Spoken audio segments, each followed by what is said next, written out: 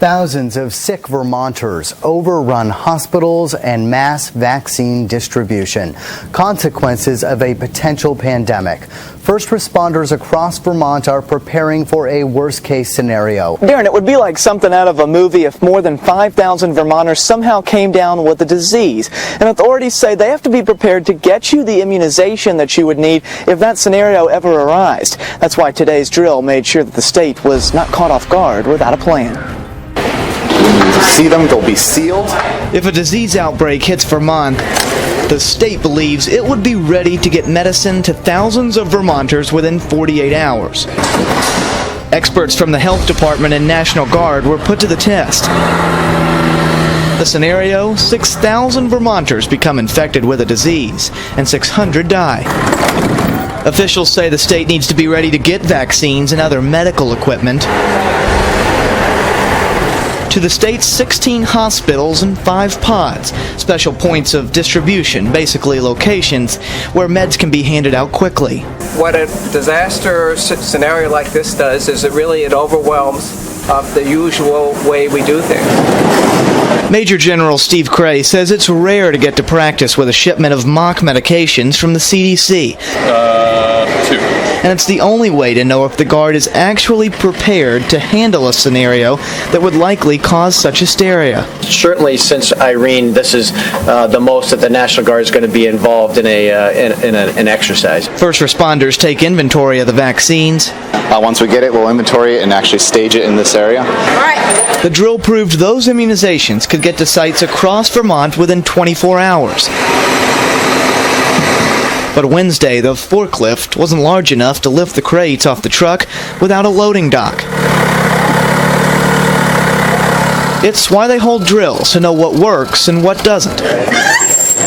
In the unlikely scenario, a pandemic strikes. Hopefully we'll never have to see, but at the same time, we absolutely need to be prepared for it. 5,000 responders will participate in this training over the next 10 days. Now, with this, as we're talking about these large crowds that can get rather unruly, we're seeing that Virginia police are now training for civil unrest and racial riots. Now, it's very sad that we're to this point where the police are starting to do these things more frequently. Of course, we do know that these things do happen, and I'm not trying to downplay that at all, but it's a very fine line between using your equipment responsibly and not using it responsibly. A case in point, when we went to Ferguson before, things got super crazy, the cops were out there on the MRAPs aiming guns at people in the crowd. I think that incited a few people. They were very upset. And why wouldn't you? You cannot aim a gun at a person. They weren't just holding a gun. They were actually aiming it at people in the crowd, looking through the scope and all that. So that type of stuff is definitely uncalled for, but there are situations when you do need to have preparations. So it's a very fine line. And let's take a look at this video of this training.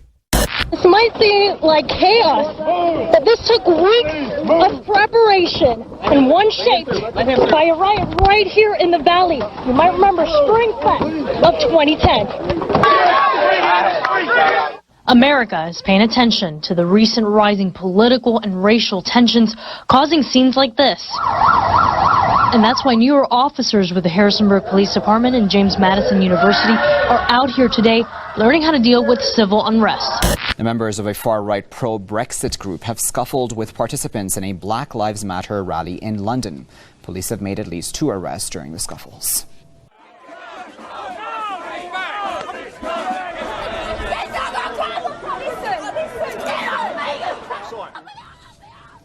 Well, the pro-Brexit march was organized by members of the South East Alliance movement. The far-right protesters marched from Trafalgar Square to Downing Street, demanding the implementation of Article 50 of the Lisbon Treaty to leave the European Union. On their way to Downing Street, the group encountered activists of the Black Lives Matter movement. Police had to intervene to prevent an escalation. Armenian police have arrested scores of people in the capital Yerevan amid a standoff over an ongoing hostage situation there.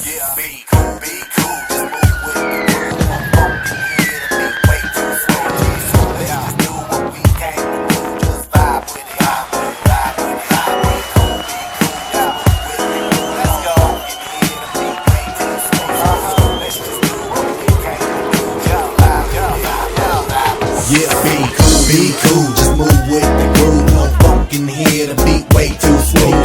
Let's just do what we came to do, just vibe.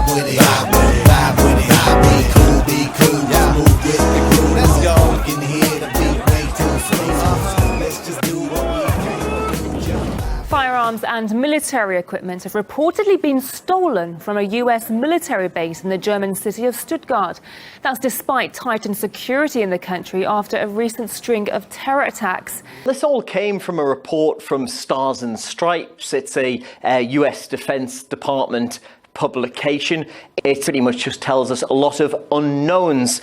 It says that we don't know exactly what weapons were stolen, how many weapons were stolen, who took them, or how they were taken. The theft, as we're looking at it right now, took place over a month ago, but we're only finding out about it now. And of course, this news just adds fuel to a fire that we have here in Germany. Over the last 11 days, we've seen 4 attacks in the country.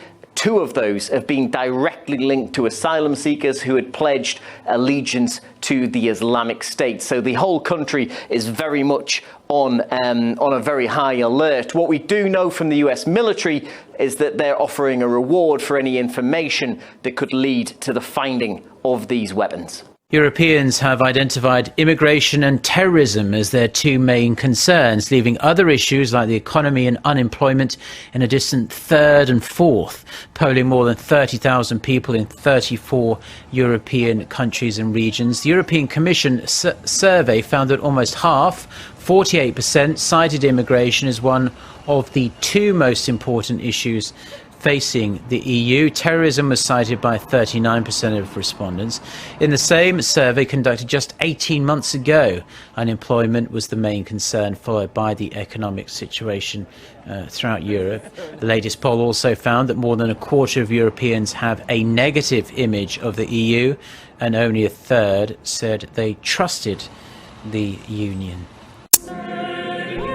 Hundreds of people of all faiths and none came to Notre Dame Cathedral to pay tribute to the life of Father Jacques Hamel, brutally murdered in his own church on Tuesday by 2 teenagers claiming they were acting in the name of ISIL.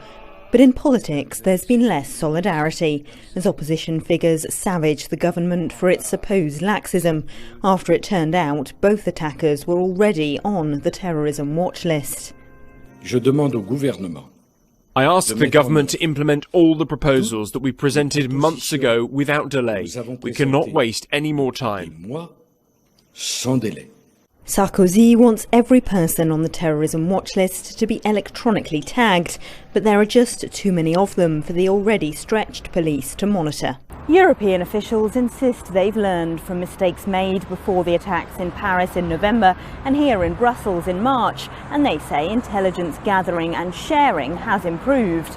But there are more than 10,000 people on the terrorism watch list in France alone, of whom 5,000 or 6,000 have been to Syria or Iraq, and deciding which of them is dangerous enough to merit round-the-clock surveillance is often a matter of informed guesswork. We do want to start with some breaking news, though. We're learning this morning about new terror arrests in Belgium, a nation still reeling from the bombing of the Brussels airport attack back in March, an attack for which ISIS claimed credit. So now 2 brothers under arrest this morning. They're accused of planning new attacks in a country and a continent, on high alert. For the very latest on what is a developing story this morning, let's go to ABC's Jennifer Eccleston, who's in our London bureau. Jennifer, good morning. Dan, Belgian prosecutors are confirming this morning the arrest of 2 brothers suspected of planning a terrorist attack. They were named as 33-year-old Nourdin H. and his brother Hamza H. The arrest took place after anti-terror police raided multiple houses in the city of Liège and Mons. Now, Mons is significant because it's home to a large NATO installation. Prosecutors say no weapons or explosives were recovered, but there were indications of plans to carry out attacks somewhere in Belgium. The country is currently on the 2nd highest security alert, indicating a possible or probable threat. Leading Danish politician has triggered controversy by calling for a ban on all Muslim refugees entering the country for up to 6 years. In an opinion piece for a Danish newspaper, Søren Espersen has written that Western countries should stop being naive. The deputy leader of the Danish People's Party also says that Muslim asylum seekers should be barred from entire Europe, as the continent needs quoted respite after the recent terrorist attacks. Espersen's comments have drawn criticism from Denmark's opposition parties. An MP from the Social Democrats Party has likened his remarks to the rhetoric of U.S. Republican presidential nominee Donald Trump. The lawmaker also said the position amounts to religious discrimination and apartheid. Denmark's Radical Party has also condemned Espersen's anti-Muslim stance, saying that it threatens to destroy Denmark as a free, open and tolerant society. Hell on earth. That's how 2 UN agencies have described the fallout of armed conflicts on around 56 million people around the world. In a report presented to the UN Security Council, the Food and Agriculture Organization and the World Food Programme expressed deep concern over the available food supplies to 17 countries. In particular, they pointed out that nearly 9 out of 10 Syrian refugees in Lebanon require urgent food aid. The worsening situations in Yemen, South Sudan, Burundi and the Lake Chad Basin were also flagged up as humanitarian crises. And back here at home, and a major health alert tonight, the Zika virus being spread by mosquitoes right here in the U.S. At least 4 people infected after being bitten near downtown Miami. Today, health officials going door to door to test residents. And tonight, a warning from England to its pregnant residents: do not travel to Florida. 4 people with Zika, all bitten by mosquitoes in this 1 square mile of Miami, right next to downtown and just 1 block from Reza Mendoza's home. This is my baby. This is him.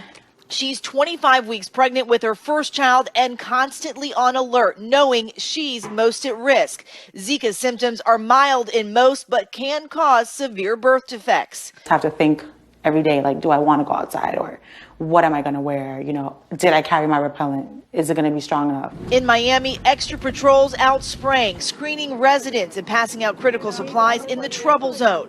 So what's left for us then? Officials in Miami confident they can keep Zika contained. Once something starts, we nip it in the bud. Health officials are really encouraging people who live near mosquitoes anywhere, not just this neighborhood, to exercise caution and wear repellent. If you have a pet, you may have gotten a microchip implanted in case they get lost or stolen. But now, believe it or not, humans are getting chips too. It's a science fiction scenario that has now come to life. Tonight, chip implants and the ultimate body hack. It's just a touch of a hand. So that unlocks my door. That lets Tim Shank into his home. And Chrissy Heischman simply swipes her hand instead of a key card to get into her office. Their secret? Both have microchips implanted under their skin. And it's just a little glass bead like the size of a grain of rice. There is the chip. Shank is about to get his second implant. This is an NFC chip, so it's similar to what phones have nowadays, where you can tap them. But it's not doctors who are implanting these type of chips. Verno is a certified body piercer who's done several of these procedures and will do this implant too. 6 stitches later, Shank is chipped. I love this, actually. Implantable chip kits are available online for less than $50. The chips can be used as an alternative to your keys and passwords. And it turned off my ringer. Manufacturers say the chip is safe when implanted correctly, usually inserted between the thumb and forefinger. But according to medical ethicist Arthur Kaplan, there are still concerns. Biohacking is the future. There's no doubt about it. The question is, are we going to have rules? Are we going to have protections? Or is it going to kind of be a freewheeling, laissez-faire marketplace? He says aside from health considerations for the procedure and having a foreign object under your skin, questions about privacy and safety have to be considered. Somebody could hack their way into these devices, maybe compel behavior that you don't want to do, maybe send false information in there about circumstances or health problems that don't really exist. But Shank and his friends say the benefits outweigh the risks and look forward to an expanding role for implanted chips in the future. I'm hoping that this will make it possible for me not to have to carry a wallet or credit cards or keys. Experts are looking at enhanced medical applications for implanted chips and uses for everything from GPS to even weather notifications. But it is still an unregulated industry, and hacking, as we mentioned, is a big concern. There has been a constant conflict between the rights of religious freedom and that of gay rights. Now the newest battle to be fought in this ongoing war is California's religious colleges and universities. An upcoming bill is making its way through the legislature. The goal of the bill is to remove the anti-discrimination laws from religious institutions. This could then expose the colleges and universities to tons of civil rights lawsuits from both staff and students. In response, schools believe that this goes against their right to freely exercise their religion. As of now, any religious institutions may assign housing based on sex instead of gender identity. On Wednesday, Kerry and Palestinian President Mahmoud Abbas met to discuss efforts to move forward toward a two-state solution to the Israeli-Palestinian conflict. Kerry's key focus is to reach an agreement to end the long-standing conflict. The U.S. representative is not proposing any fixed calendar for the developments of the talks, but he's hoping to make progress to create the conditions for a resolution. Now, China's defense ministry has announced it's pushing ahead with plans to develop its own anti-missile system. The surprise move comes amid Beijing's staunch opposition to South Korea's recent decision to deploy a powerful US-made missile defense system to counter North Korea's growing nuclear and missile threats. It has been confirmed that the Chinese military is developing its own missile defense system. At a recent press briefing, China's defense ministry spokesman said developing substantial capabilities for missile defense is necessary for the country to maintain national security. His remarks come in response to recent footage showing Chinese ground-based mid-course defense system successfully intercepting an incoming missile. The so-called GMD system can target and destroy ballistic missiles in space. Although the spokesman said the system is not targeting any specific country and will not affect international strategic stability, it's seen as Beijing's way of showing that it's capable of countering the U.S. Terminal High Altitude Area Defense, or THAAD, which is to be stationed in South Korea by 2017. We'll closely follow the related actions of the U.S. and South Korea and consider necessary measures to safeguard China's national security. However, some military experts say there's a wide gulf between U.S. and China in terms of missile defense technology. They say Beijing's system lacks real battle testing, which raises questions about its maturity and reliability. Japan is upgrading its Patriot PAC-3 missile defense system in time for the 2020 Tokyo Olympic Games. It said the upgrades will add more range and accuracy needed to intercept more advanced DPRK ballistic missiles. The rollout of the new advanced missile segment enhancement, which is likely to start next year, could double the range of the current PAC-3 missiles to around 30 kilometers. The source said around 100 billion yen, or $900 million in funding, would be requested in the next defense budget proposal for the year starting April 2017. Japan is also considering purchasing the Advanced Terminal High Altitude Area Defense, or THAAD, anti-missile system in 2019. So far this year, the U.S. has seen more than 20,000 wildfires. Worldwide, that's a drop in the bucket. Alex Dimitrick reports NASA has a bird's eye view of the burning. The big fires closest to home, like those currently raging in California, get most of our attention. But most of the fires don't happen near us. Most of the fires happen in places like South America or Africa or Indonesia. Computer modeling of NASA satellite data shows wildfire outbreaks for 2016. Actual imagery from space captures the scale of the burning happening near Big Sur and Los Angeles, where it's literally hell on the ground. This is the 5th year of an ongoing drought, so we have very extreme fire behavior. These are not normal times. The El Nino winter did bring rain back to the west, just not enough. We had such a deficit of rainfall that even though there were some increases, it really didn't get us all the way back to normal. Pollution from fires can span continents. Dust seen in orange and smoke-colored green shows air pollution crossing oceans. Satellites also provide images of fires just beginning. NASA satellite data provides some of the first indications of new wildfires, and that information then gets sent down to managers on the ground that have to make day-to-day decisions about how to fight those wildfires. Most are far smaller, but there have been 29,000 fires in the U.S. this year already.